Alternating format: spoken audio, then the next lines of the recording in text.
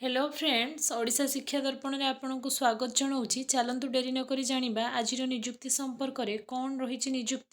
निजुक्ति संपर्क में जाना पूर्व सर्वप्रथम कही रखी आपड़ जदि चैनल को प्रथम थर पर विजिट करुँच चैनल को सब्सक्राइब कर रखु एमती लेटेस्ट नोटिफिकेशन सर्वप्रथम आम मध्यम पाइबापी।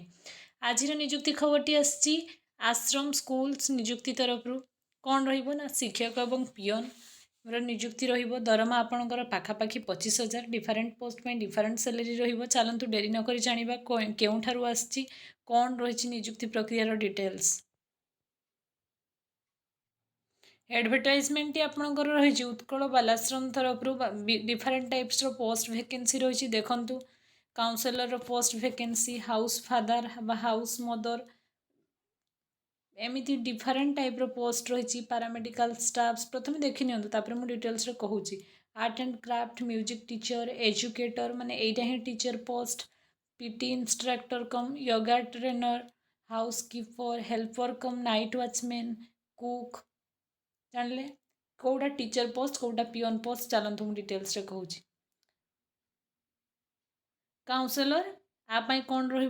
एजुकेशनल क्वालिफिकेशन आपणकर सैलरी रही 23,170 टंका। पोस्ट ग्रेजुएट जदि आपण करछंती माने आपण जदि पीजी करछंती एनी सब्जेक्ट रे हेथाउ सोशियोलॉजी सोशल वर्क और social science with computer skill जदि आपणकर अछि तबे आपण ए पोस्ट पई अप्लाई करि परिबे। आपणकर एज जदि 21 रु 45 भितर अछि तो आपण ए पोस्ट पई अप्लाई करि परिबे। यार सैलरी पर मंथ भलो रहिछि।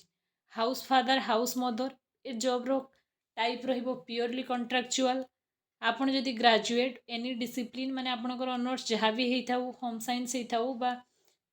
साइकोलॉजी हेथाउ बा सोशियोलॉजी हेथाउ जहाँ भी आपणकर ग्रेजुएशन ऑनर्स हेथाउ जदि आपण ग्रेजुएट तेने आपण हाउस फादर बा हाउस मदर पई अप्लाई करि परिबे। आपणकर एज जदि 21 टू 45 भितर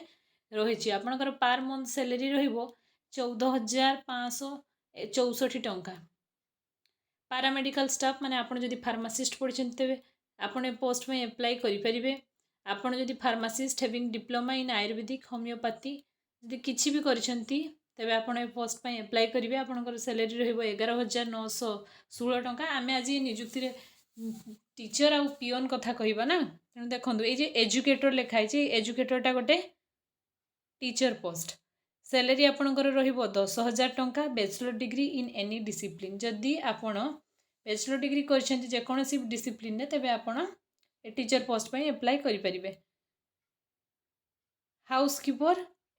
हाउसकीपर एटा ही गोटे पियन पोस्ट जदि आपण अंडर मैट्रिक बा आपण जदि 8 रु 10th क्लास मध्य आपणकर एजुकेशनल क्वालिफिकेशन रही तेबे आपण ए पियन पोस्ट पई अप्लाई करि परिबे। आपणकर सैलरी रहिबो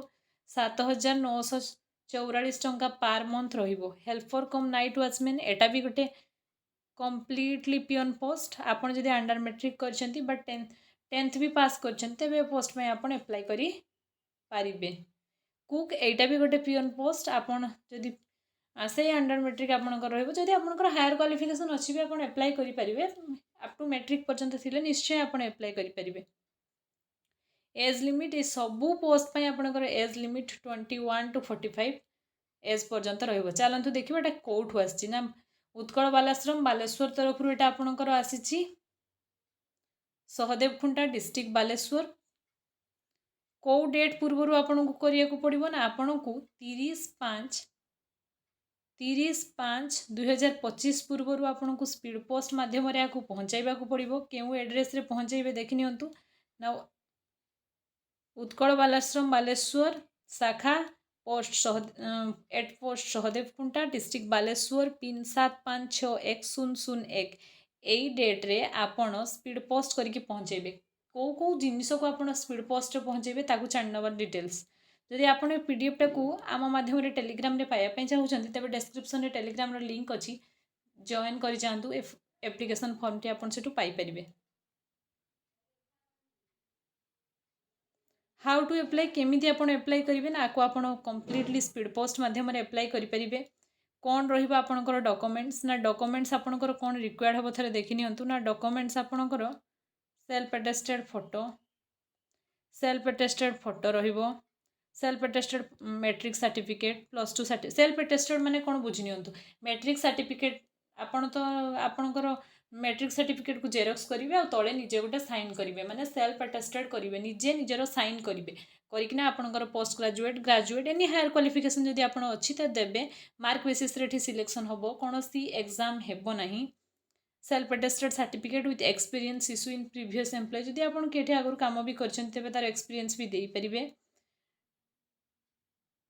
एसबू देवे कहा सहित ना आपणकर एप्लिकेशन फॉर्म सहित कौन सी जेहेतु कौन सी एग्जाम हम ना मार्क बेसिस रे हम तेणु आपण सर्टिफिकेट गुड़ी को निहाती एप्लिकेशन फॉर्म सहित अटैच करेंगे आपणकर मैट्रिक +2 +3 पीजी बीएड जहाँ भी आपन करछंती ये सब देवे कहा सहित ना एप्लिकेशन फॉर्म सहित चलते जानवा एप्लिकेशन फॉर्मटा गोटे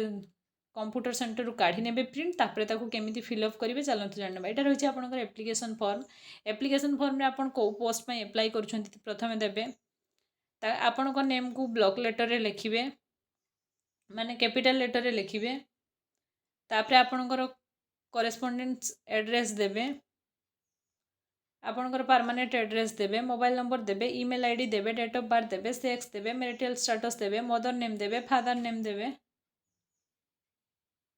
आपणकर क्वालिफिकेशन डिटेल्स फिलअप करेंगे